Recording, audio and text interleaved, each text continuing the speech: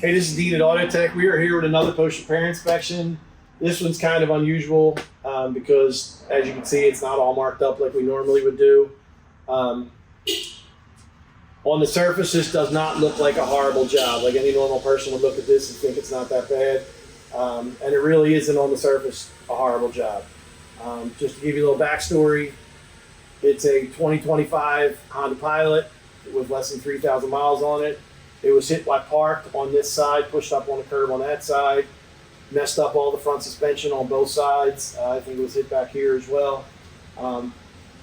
Outside looking in, paintwork wise, not horrible, but there's overspray all around the fuel door filler. We didn't take the glass out. There's a hard line on the roof. There's a hard line in the front door jamb there. They do, sadly to say, they put a Tom Yang aftermarket fender on the left front of this on a brand new 2025 car. But the bigger issue is, this went to an insurance referral shop, and it looks like they try to do a good job, but I'm assuming from pressure from the insurance company causes them to kind of push through things quicker. But ultimately, the car has a low speed vibration. It sounds like it feels like when it's shifting gears, it vibrates. It also has a high speed vibration, 50, 60 miles an hour, the whole steering wheel, and the seat shakes. What we found is the cradle's not in the right location. They've done 3 alignments, but the alignment's still out.